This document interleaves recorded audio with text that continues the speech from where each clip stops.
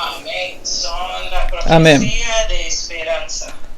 Y bien, ha llegado el momento esperado de todos nosotros, que es la palabra de Dios.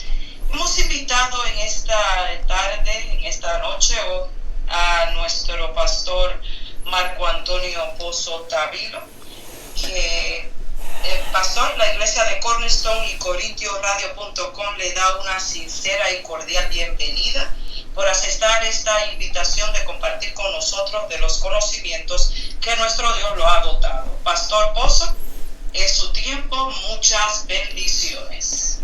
Muchas gracias, hermana Elba. Dios les bendiga a todo este equipo que trabaja en la iglesia de hispana Cornerstone, allá en Nueva York. Yo estoy acá en Chile y estoy muy feliz de poder compartir con ustedes esta palabra santa que nos ilumina, que nos muestra el camino y que vamos a estudiar durante esta semana en este mundo revuelto de acontecimientos, sucesos y que estaban en la profecía. Así que vamos a compartir entonces la palabra de Dios con todos nuestros amigos que nos escuchan a través de esta cadena y a través de la radio Corintio. Damos gracias al Señor también por eso. Y vamos a iniciar con el texto que aparece en el libro de Juan, en el capítulo 14, versículo 29, en las palabras del Señor Jesús, que dice así: ya os lo he dicho ahora, antes que suceda, para que cuando suceda, creáis.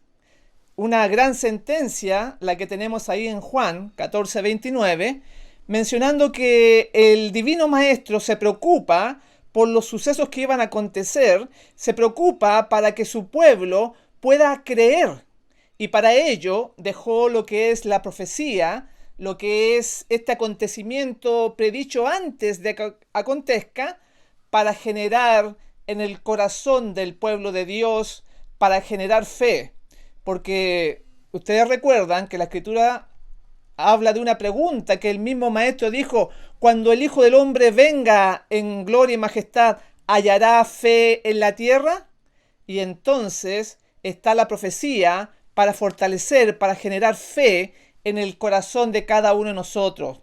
Porque estamos en el umbral de grandes y solemnes acontecimientos. Las profecías se están cumpliendo por doquier. En los libros del cielo, en estos momentos, se registra una historia extraña y llena de acontecimientos. Todo en nuestro mundo está en agitación. Los acontecimientos están cambiando para producir el día de Dios que se apresura, que está muy pronto.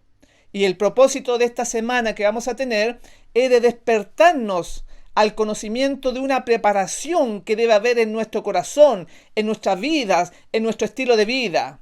Ya se levanta nación contra nación y reino contra reino. Pero ahora no hay un compromiso general, lamentablemente. Hasta este momento, hasta ahora, los cuatro vientos se mantienen hasta que los siervos de Dios sean sellados en sus frentes. Entonces, mis hermanos, los poderes de la tierra ordenarán sus fuerzas para la última gran batalla que se avecina.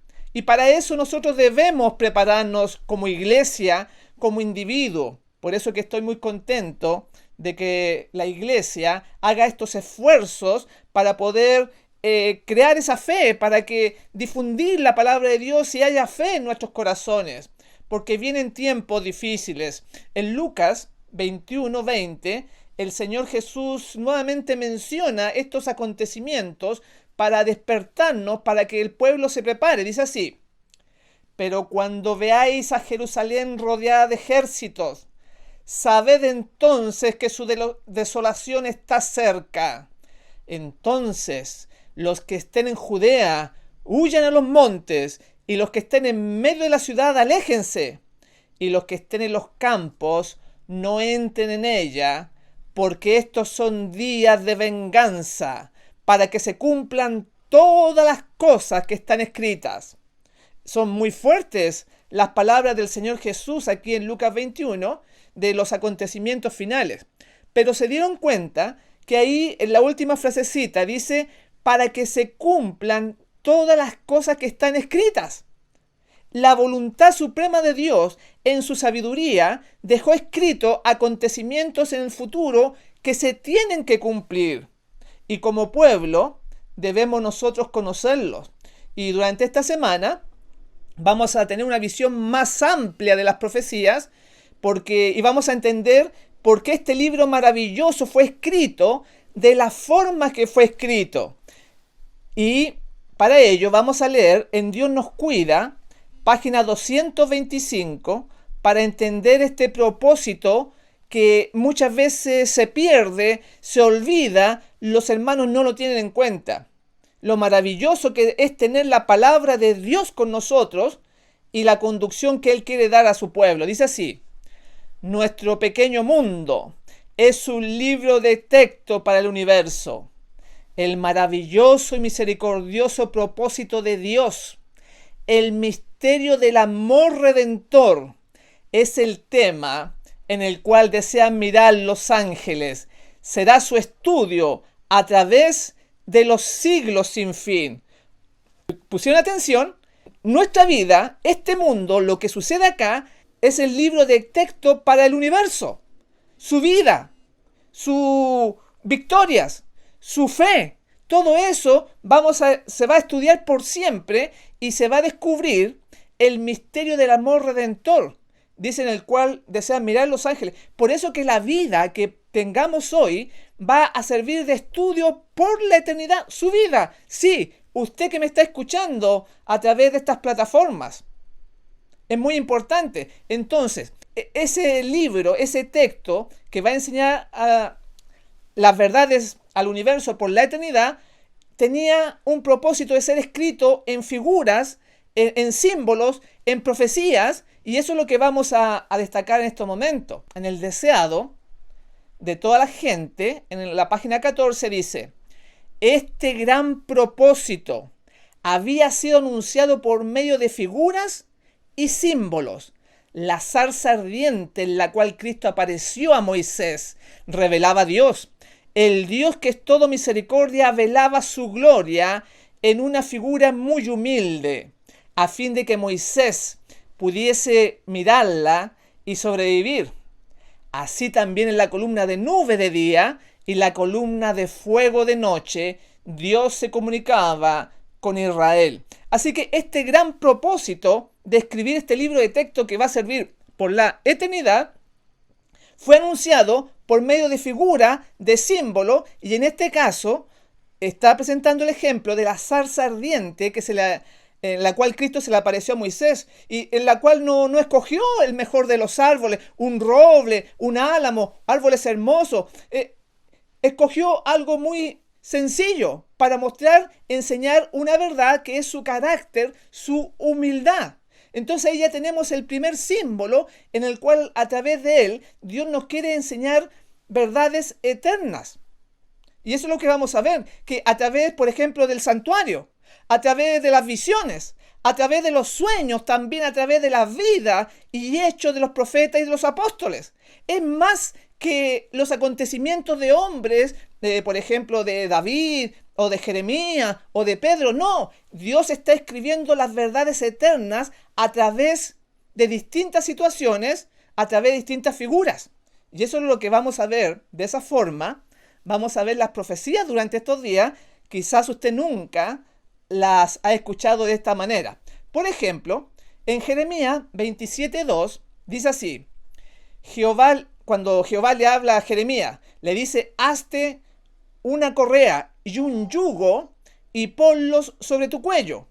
Versículo 8. A la nación y el reino que no sirva a Nabucodonosor, rey de Babilonia, que no ponga su cuello bajo el yugo del rey de Babilonia, castigaré con espada, hambre y peste, dice el Señor, hasta que los acabe yo por su mano. O sea, en este ejemplo que estamos escudriñando, el profeta Jeremías se le puso un yugo y a través de este hecho, de esta figura, de este acto del profeta, estaba enseñando lo que le iba a acontecer, que debían poner ellos su yugo en las manos del rey Nabucodonosor, bajo su cuello, tenían que obedecerle, porque iba a venir el hambre, la peste, dice ahí. Entonces, a través de este yugo, era una profecía de lo que iba a suceder con el rey, que iba a venir a invadir al pueblo. Entonces ahí ya tenemos un ejemplo de cómo Dios usa figuras, símbolos y acontecimientos, vivencia de los profetas. Otro ejemplo, en Ezequiel 24, 16, se le dijo a Ezequiel lo siguiente: he aquí, te quito yo de golpe tu deleite, no endeches, ni llores. Os consumiréis a causa de vuestra maldad y gemiréis unos con otros. Hablé al pueblo por la mañana, y a la tarde murió mi mujer, y en la mañana hice como me fue mandado. Tremenda señal que el Dios le estaba dando al pueblo, pero a través del profeta, diciéndole que no lloren, ni endechen. Y para mostrarle eso, se le murió la mujer. ¡Qué tremendo! Y aparte de lo que vamos a explicar, qué consagración tenía Ezequiel para poder dar hasta su familia en favor de la obra, porque él se quedó sin esposa. Y dice entonces: hablé al pueblo por la mañana y a la tarde murió mi mujer. Y en el versículo 24 dice: Ezequiel pues os será por señal, según todas las cosas que él hizo haréis cuando esto ocurra. O sea, ellos iban a ser castigados, iban a ser consumidos y no iban a tener que llorar porque por desobedecer a Dios. Y entonces le avisa ese suceso a través de la vida de Ezequiel, a través de la muerte de su esposa. Entonces aquí está usando un acontecimiento de la vida del profeta para llevar una profecía que le iba a suceder al pueblo. Tremenda manera de comunicarse Dios con su iglesia. Tenemos muchos ejemplos. Por eso es que las profecías que vamos a ver tienen que ver con este tipo de acontecimiento que no se estudia ni se conoce comúnmente. En Nehemías 9, 7 y 8 nos va a servir para darnos cuenta del alcance magistral, eterno, que Dios, al escribir la Biblia, puso en esta palabra. Porque la vamos a estudiar siglo por siglo, milenio por milenio, y vamos a ir descubriendo cosas nuevas. Porque en cada símbolo, en cada acontecimiento, Dios dejó una tremenda enseñanza que muchas veces no se ve. La gente lo ve como le sucedió a Caín, le sucedió a Daniel, como una cosa externa. No, Dios está revelando, es el libro de texto por la eternidad. Y eso lo va a entender en la medida que estudiemos durante estos días. En Nehemías 9, versículos 7 y 8 dice, otro ejemplo, vamos a ver. Tú, oh Jehová, eres el Dios que elegiste a Abraham. Lo sacaste de Ur de los Caldeos y le pusiste por nombre Abraham. Hallaste fiel su corazón ante ti e hiciste con él el pacto de dar a sus descendientes la tierra del cananeo, del hitita, del amorreo, del fereceo, del jebuseo y del gergeseo. Y cumpliste tu promesa porque tú eres justo. Qué lindas palabras las que usa aquí Nehemías para describir a Dios. Entonces aquí nos muestra de que Abraham se le hizo la promesa de que iba a ser heredero de la tierra del cananeo, del hitita y de todos esos pueblos. Pero después vemos que en Romanos 4:13 se dice de que él iba a ser heredero del mundo, no solamente de Canaán, porque está usando la tierra de Canaán como un símbolo del planeta, de la tierra. Y nosotros hemos escuchado muchas veces que vamos a la Canaán celestial porque se usa el símbolo de la Canaán terrenal para darnos a entender una verdad mayor. En Patriarcas y Profetas, página 167 dice: la dádiva prometida a Abraham y a su simiente incluía no solo la tierra de Canaán, sino toda la tierra. Así el apóstol, no por la ley fue dada la promesa a Abraham o a su simiente, que sería heredero del mundo, sino por la justicia de la fe. Entonces está usando la tierra de Canaán como el planeta, como la tierra prometida.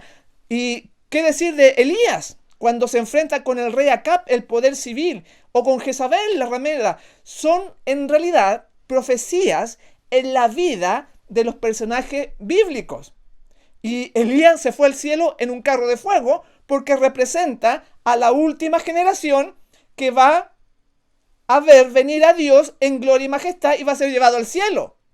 Y en esta historia, que nos muestra el fin, que son profecías, en realidad la vida de estos hombres, se culpa a Elías del cambio climático, porque vino una gran sequía, dice la Biblia. En 1 Reyes 18, del 1 al 3 dice: pasados muchos días, vino palabra de Jehová a Elías en el tercer año, diciendo: ve, muéstrate a Acab, y yo haré llover sobre la faz de la tierra.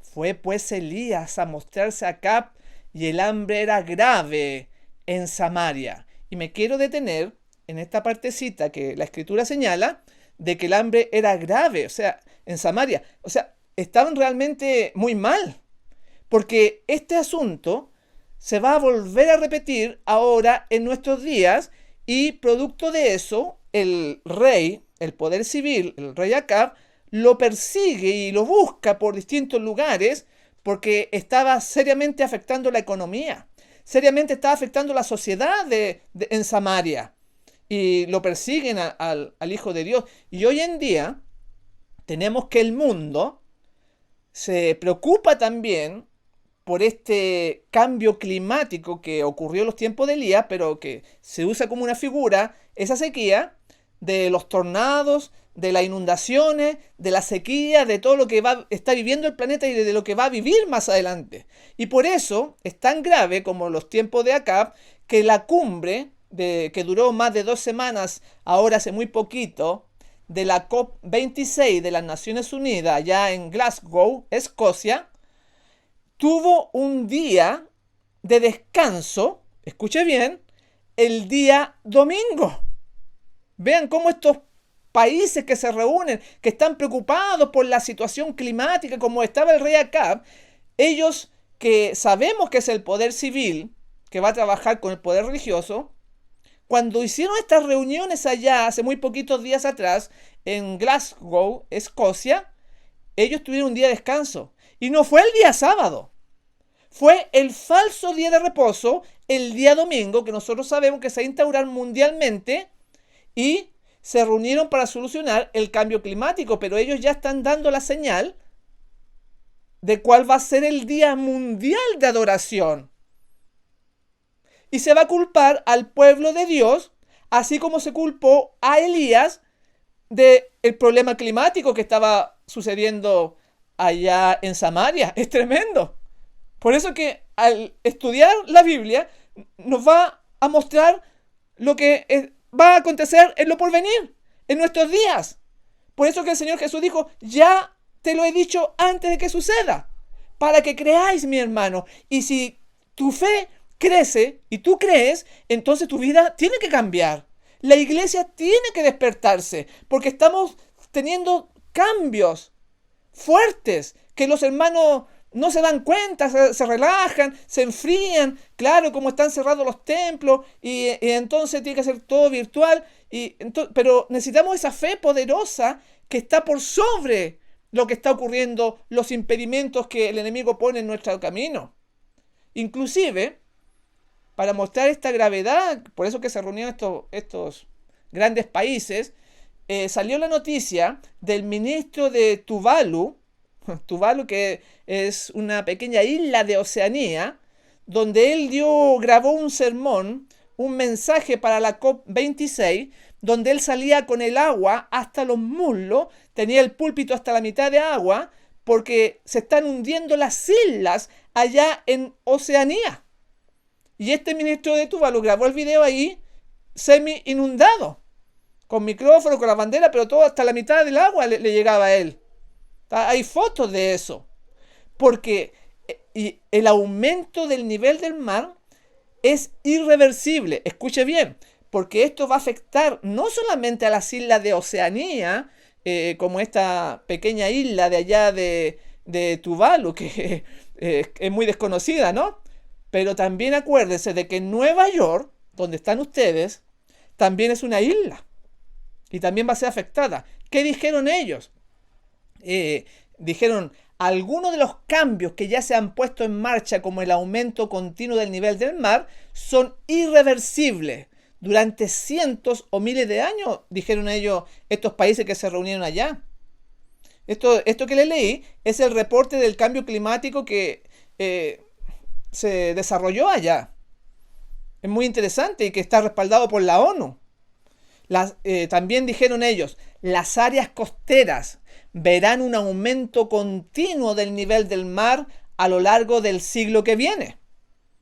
Y entonces van a haber más inundaciones, van a haber más tornados, y en otros países también van a haber terremotos, etc. Entonces, nosotros sabemos que la Biblia dice que no quedará isla que no sea removida. Tremendo, mis hermanos. Y ustedes ven los grandes edificios de allá de Nueva York. Yo estuve allá, he ido a predicar varias veces a Estados Unidos y he estado en varias ocasiones en New Jersey y en Nueva York. Y conozco allá. Entonces es grave, porque hoy se está levantando de diversas maneras, distintas formas, la estatua que se levantó en los tiempos de Daniel por el rey Nabucodonosor. Eso también lo vamos a estudiar, que está en el libro de Daniel. Pero si ustedes se fijan, no se levantó esa estatua en forma inmediata. Esa imagen fue poco a poco. Tampoco el papado, que es un elemento de los enemigos del pueblo de Dios en la profecía, alcanzó su supremacía de un día para otro. Fue paso a paso. Y hoy en día se están dando pasos importantes en los planes que se están desarrollando en el mundo y que pareciera ser que los hermanos no se dan cuenta. Por ejemplo, en la carta encíclica Laudato Si, que hizo el pontífice romano Francisco, que el actual, donde se habla en esta encíclica del pecado ecológico. Escuche bien, porque hay varios puntos importantes que tienen que ver, que ligan el cambio climático con el día domingo. En esta encíclica, lo mismo que la COP26, que recién mencioné, ya está dando por hecho que el día de reposo verdadero es el día domingo en la COP26. Esto no es casualidad, porque ya esto fue dado hace años atrás, esta encíclica, y en el párrafo 237 habla de la Eucaristía, que tiene que ver con el domingo, una importancia especial, este falso día de reposo. Bueno, voy a leer un pedacito de cuando empieza, para que ustedes comprendan por qué también esta bestia de Apocalipsis 13, que vamos a estudiar mañana con la ayuda de Dios, y Apocalipsis 17, por qué este Papa escogió el nombre Francisco I. No es casualidad, porque él es seguidor de San Francisco de Asís. Y dice así el primer punto, dice, Laudato Si, mi Signore, o sea, quiere decir, alabado sea mi Señor, que fue escrita el 24 de mayo del año 2015, hace bastante tiempo ya, pero que los hermanos parece que la desconocen. Dice así, que se une este esfuerzo de este Papa al esfuerzo de Benedicto XVI por exaltar el día domingo, y al de Juan Pablo II, que si ustedes se acuerdan, en el año 1998 sacó la encíclica Dies Domini, el Día del Señor. O sea, cada vez va aumentando más y más estos avances y cumpliéndose lo que aparecía en la profecía bíblica, delante de nosotros. Por eso recién les dije, están sucediendo cosas importantes.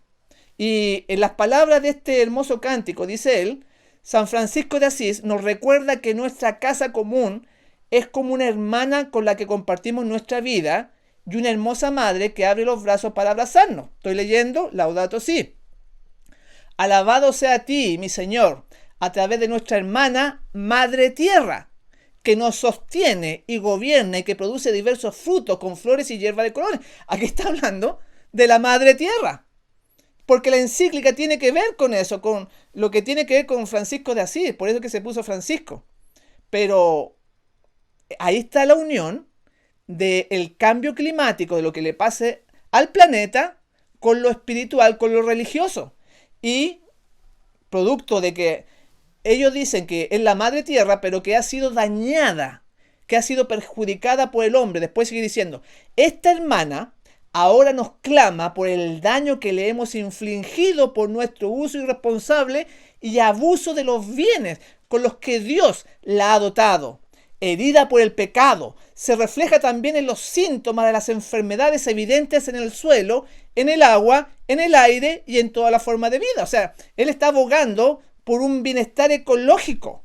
Por eso que recién dijimos un pecado ecológico, se está acuñando esa frase. Y en este cambio, revolución ecológica que él plantea, está un día asociado a ese. Porque en el párrafo 237 dice, el domingo, ahí mete el falso día de reposo.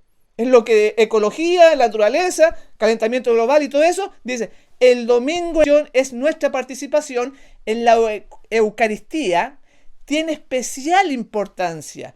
El domingo, dice el Papa, como el sábado judío, está destinado a ser un día que sana nuestras relaciones con Dios, con nosotros mismos, con los demás y con el mundo.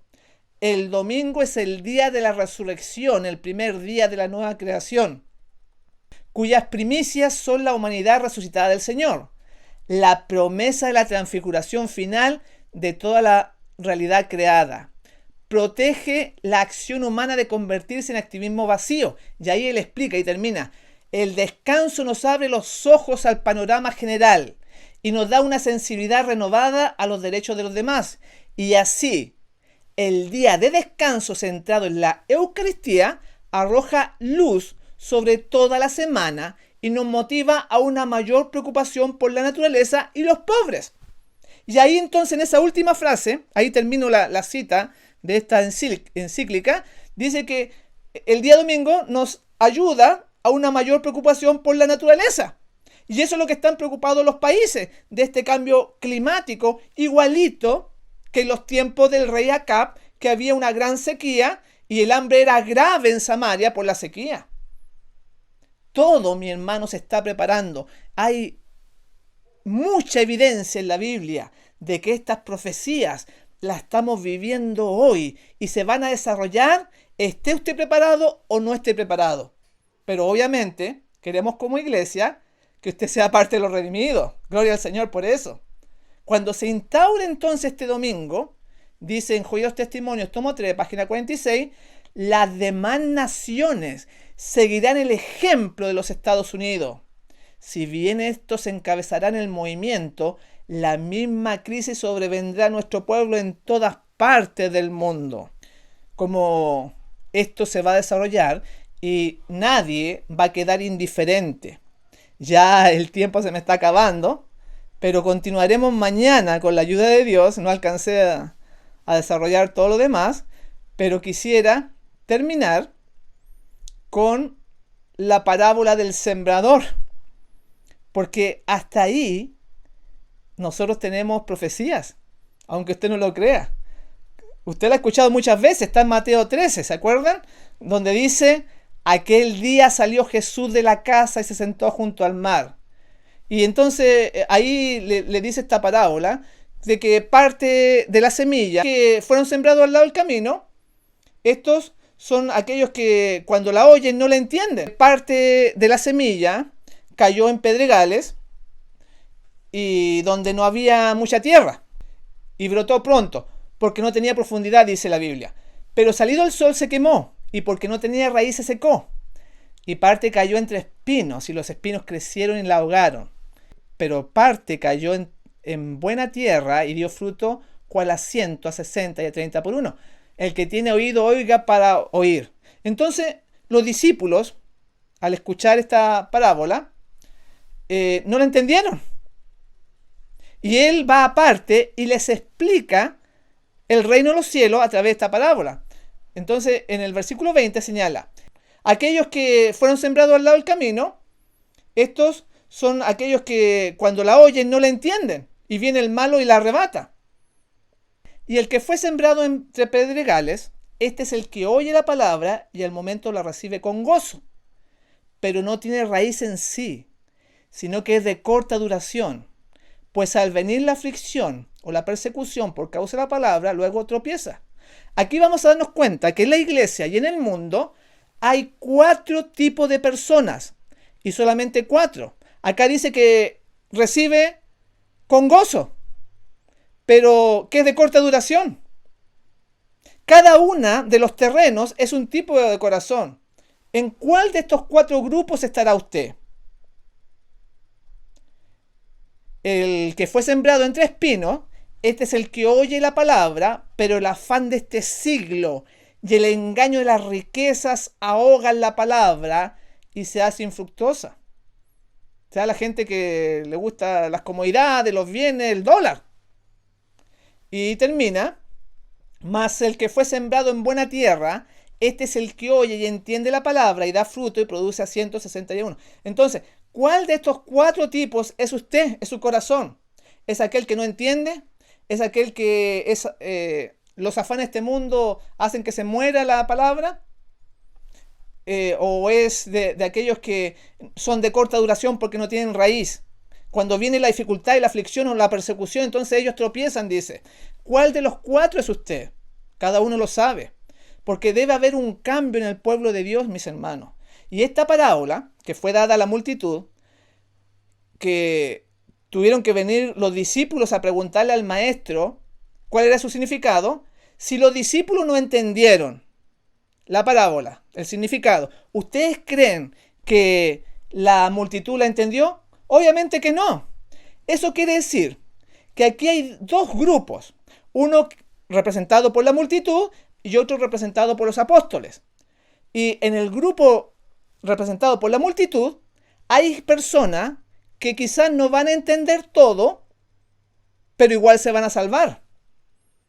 Vean, en la iglesia hay hermanitos que a lo mejor no entienden todas las cosas, están representados por la multitud. Pero hay otro grupo, ya más cercano al maestro, que está representando a los apóstoles, que tiene una comunión más íntima, y entonces él les enseña en forma clara, no en parábola, porque ahí el Señor le está explicando. Pero fíjense ustedes que dentro de ese grupo de los apóstoles había otro subgrupo conformado por Pedro, Santiago y Juan. Porque era como una cosa especial, porque cuando iba a orar solamente iba con los 3, no, con Pedro, Santiago y Juan, no iba con los 12. Cuando iba al monte, por ejemplo, al monte Tabor, ahí donde la transfiguración, no fue con todo. Entonces, dentro de los apóstoles hay otro grupo que es más cercano a Jesús. Y dentro de esos 3 apóstoles especiales, Pedro, Santiago y Juan, Pedro representa a los hermanos que algún día traicionaron al Señor, pero que se arrepintieron y volvieron. Porque Pedro lo negó al Señor, pero volvió. Distinto como Judas, que no volvió. Y también tenemos en este grupo Santiago, Pedro y Juan, ahora Juan, que representa a aquellos hermanos que siempre están con Jesús a pesar de las dificultades, los problemas, porque él estaba a los pies de la cruz cuando lo crucificaron. Era muy valiente, ese hecho, no tuvo miedo. Juan estuvo ahí. Pero fíjense ahora viene la parte profética. Juan él vivió después de la muerte de Jesús, él siguió viviendo allá en Israel y él pudo ver en el año 70 desde las colinas cómo los romanos quemaron el templo y la ciudad. Porque Juan está representando a los 144,000 que van a estar vivos en la tierra cuando el Señor venga. Porque la destrucción de Jerusalén que nos hablaba Jesús cuando lo vimos al principio representa la destrucción mundial en la profecía. Y los que queden ahí van a ser llevados al cielo sin ver la muerte. Es muy interesante. Por eso que en la parábola del sembrador tenemos también los acontecimientos mundiales. Y por eso que Juan dice que hasta caminaba como Jesús. Él se acercaba al lado del maestro. Él estaba ahí en forma tierna. Era una comunión especial que representa a un tipo especial de hermano dentro de la iglesia. Es una maravilla al estudiar. ¿Quién iba a pensar que en la parábola del sembrador existían también estas cosas, y a través, como dijimos, del santuario, a través de las visiones, a través de los símbolos, a través de la vida y experiencia de los profetas y los hombres de la Escritura, Dios tiene un gran mensaje que con la ayuda de Dios vamos a continuar mañana. Porque tenemos nosotros el objetivo de este pueblo, tiene que cambiar su carácter, tiene que haber una conversión, y toda esta palabra santa es para obrar eso en nuestra vida. Y también el Señor explicó muchas parábolas que no vamos a poder seguir por el tiempo. Vamos a ir terminando. Y empezamos con el texto que decía: ya os lo he dicho ahora, antes de que suceda, para que cuando suceda creáis, mi hermano. Preparémonos, creámosle a la Biblia, a todo lo que ella dice, y que haya ese cambio en nuestro corazón, como dice ahí en Hebreos 10, 35 al 39, no perdáis pues vuestra confianza, mi hermano, que tiene grande galardón, porque os es necesario la paciencia, dice, para que habiendo hecho la voluntad de Dios, obtengáis la promesa, porque aún un poquito, y el que ha de venir vendrá, y no tardará. Gloria al Señor por eso. Y fíjate que ahí dice que vas a recibir la promesa haciendo la voluntad de Dios, porque Dios te llama a ser su pueblo verdadero. Me despido en este momento deseándote que el Señor les bendiga ricamente. Amén, amén. Muchas gracias, Pastor Pozo. Muchas gracias.